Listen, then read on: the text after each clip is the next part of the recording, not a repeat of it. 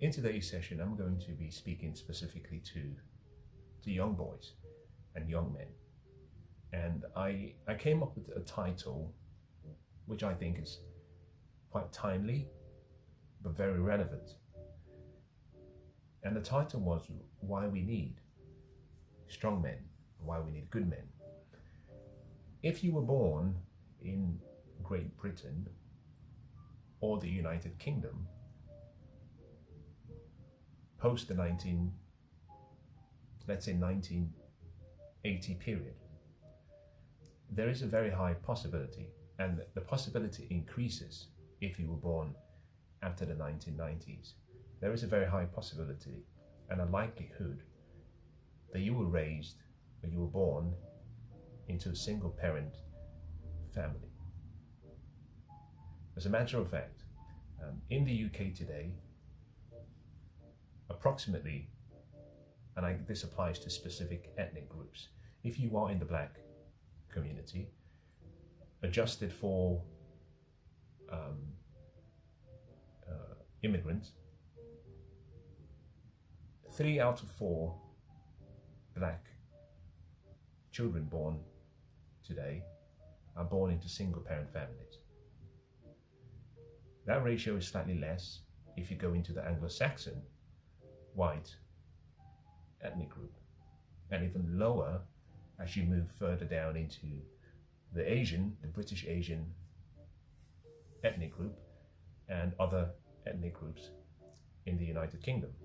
But if you were to look on the aggregate, what we're finding is between 2 and 3 out of every 5 child that is born in the UK today is born into a single parent family. And that is concerning, because if we were to go back prior to the 1950s, the idea that the number of people born into single parent families was that high was something that could not be even imagined. Go back to the 1940s, 1930s, 1920s, the start of the century, you find that in most cases, between 8 and 9 out of 10 children that were born into 2 parent families. A man and a woman were present. And what we have seen, especially since the 1950s and 1960s period, is this acceleration of the number of children that are being born by single parents. And in this case, usually without a man. In most cases, most kids are now being born to single mothers. Now, single mothers do an exceptional job, and they do an incredible job. But if you listened to the 2 sessions I covered previously, I made reference to the fact that if you are making a meal, there are certain ingredients you need, and those ingredients, there is a recipe and an instruction that you have to follow to ensure that you produce the meal that you hope to taste. A family is not meant to be comprised of one person, a single mother, raising children. That is abnormal.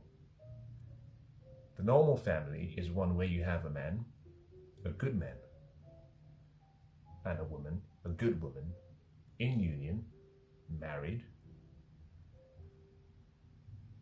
with shared values, having made a decision to raise children and dedicating their lives to the nurturing, the protection, the provision of the children. That is a normal family. And what we found,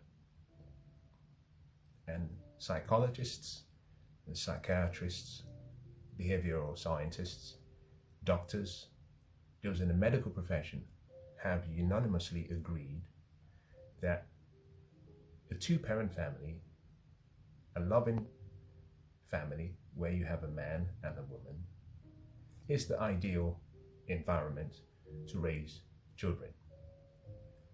But what we find today is most young men and most young women did not have a father in the house. And so what I would like to do in the short time we have is let me speak to the importance of why you need a father and the role that a father provides to the union of a man and a woman, but more importantly, to the children. I'm going to talk about a few items, but I'll go very quickly. The first is a good man and a good and a strong man provides a purpose for the family. That's the first role of a man, to provide a sense of meaning, a reason for the family. The father provides a vision for the family. The father provides the character for the children. I'm going to explain this, and I'll use the process of what I call inversion to identify potentially what you have to do to become the man you never saw. A father provides the self-identity for the children, the self-image, the self-concept, a sense of self-worth for the children, irrespective of whether it's a male or a female offspring. The father provides the values, the belief system, the moral compass for the family unit and for the children. The father provides, and this is critically important, he provides a role model for which the children can emulate. Now, I think that is enough.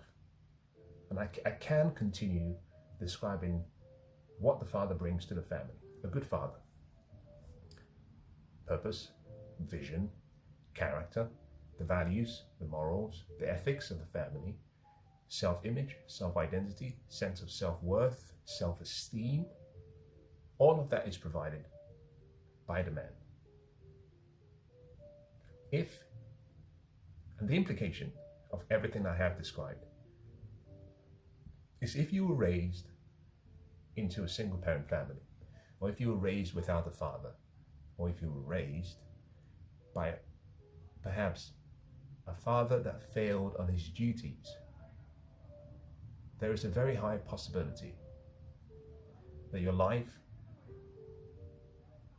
was starved of some of the ingredients which you need to become your best self, to become the highest version of yourself. And so, as part of the challenge we have, myself included, although I was raised by my father, but the challenge we face in society today is recognizing that we have all been dealt cards. How do you play the hand you've been dealt in the best way possible? All things considered. You can't change your past. You can't change your history. You can't change the family you were born into. You can't change, in most cases, the sins of the father or the mother. The question is, how can you change yourself so that you become the best version of yourself?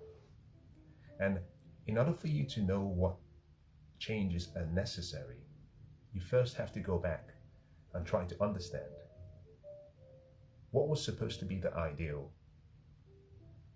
template, the ideal scenario, the ideal structure under which you should have been raised. And I'm speaking this today to younger men. But if you are of an older age and you have kids, I think this perhaps could still be useful. If you are a woman of a certain age, between 18 and 25, this is even more important, because a woman has, all things considered, under the ideal scenario, you should have two men in your life at two different stages. in your life. The first is your father. He's the one who raises you, creates the environment for which you're nurtured in the best possible way to become the lady you were born to be. The second man is where you have a transference of responsibility from your father to your husband. And that's why in the marital vows, which is slightly biblical, it talks about, for this reason,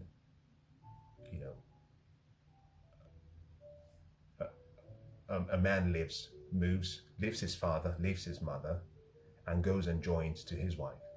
And if you've ever been to a wedding, a Christian wedding, one of the things you might hear people, or the person who's the official of the wedding, he might say or she might say, is, who is giving this lady away to this man? Normally, the father would say, I do, if there is a father present. One man gives the child, the daughter, to another man. That is, unlike what most feminists believe, that is simply a transference of that duty, that obligation, the responsibility to love, to nurture, to protect, to profess, to promote, to provide the environment for the best version of that woman to flourish. So, if you were a lady, a young girl, and you were raised without a father, I think this will still be very important, because it gives you an understanding of what you need to look out for, or what you should have in mind when you're trying to choose a life partner. Now let me move back to the men. By omission or by commission, fathers have failed us. By omission or by commission. If the man was present, if the father was present, there were things he should have done. If he did not do that, then he's failed you. If the father was present, there are things he should not have done, for which, if he did, he failed you. If the father was not present, then likewise, there are things that he would have done, but could not do. So in the three scenarios, what you find is that there is a sense of loss, a sense of a deficiency that we all have. You've heard about the saying, you have daddy issues. That is not to suggest that there is something wrong with you fundamentally, although there could be. However, it is to suggest that perhaps there were things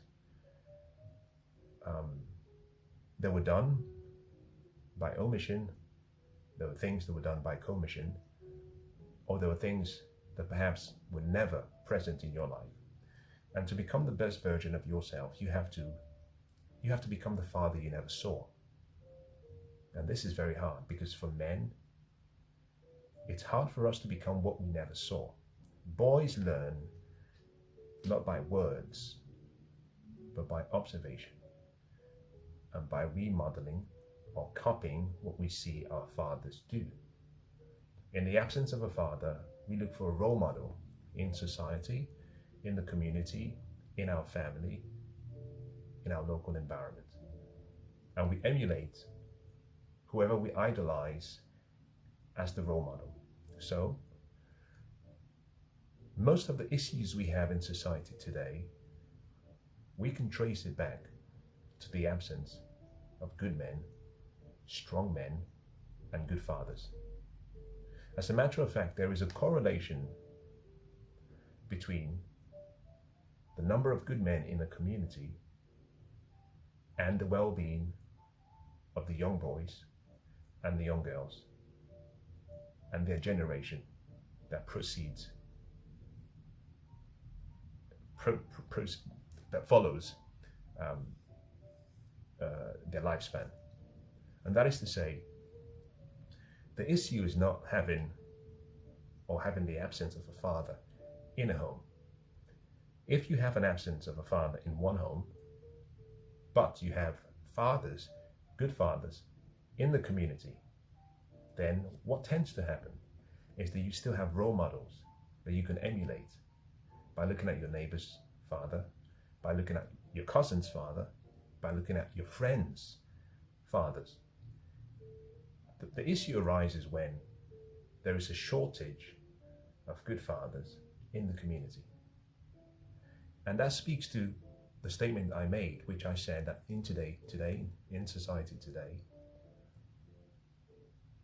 close to 70% and more of the children being born today, especially in specific ethnic groups, especially the black community, are being born to single mothers.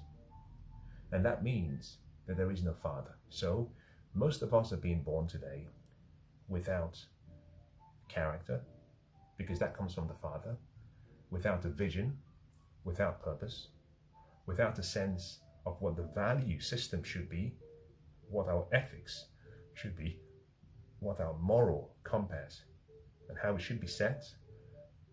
We're being raised into families, or being raised void of a sense of self-image, self-identity, with very low self-concept of who we are.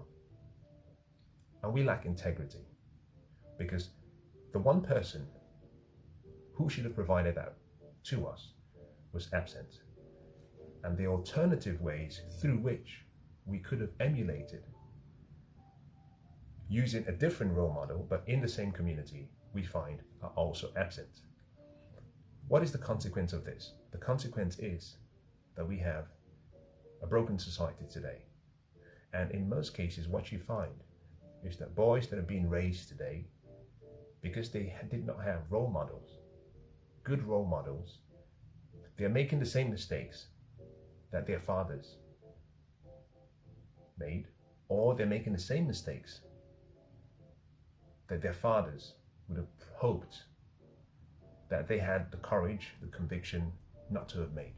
So I would say this, one of the best things you can do, especially I'm speaking to boys now,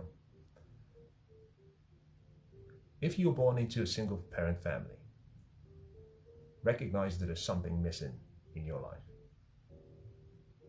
The first stage is not denial. The first stage of making a transformation in your life is acceptance. If a father was missing, there is something missing in your life. Your role is to identify someone else who can fill that void, for whom you can be accountable to, and through whom you can learn more about your character, the importance of having a rounded, integral approach to life, someone from whom you can understand the importance of the self-image, someone through whom you can start to glean and maybe form and shape your ethics, your value system, your morals. And I would also say someone that can be a role model, someone you can emulate. Now, it doesn't have to be one person. It could be a number of people. But if you were raised without a father, there is something missing in your life, especially if you are a boy. If you are a girl, there is also something missing in your life. And all you have to do is accept. That's the first step. The first step is always acceptance. Acceptance. And once you've accepted that perhaps there is something lacking, or there was something for which you did not get all of that input into your life at a young age, the second stage is then to find the right role models. And I would use this as a useful way to keep this search in mind. When you're looking for someone to fill the void left by a father who was never present, you are not looking for a friend. A friend is someone who loves you just the way you are. What you're looking for is someone to mentor you, someone to guide you, someone to be a father to you. A father is someone who loves you too much to leave you the way you are.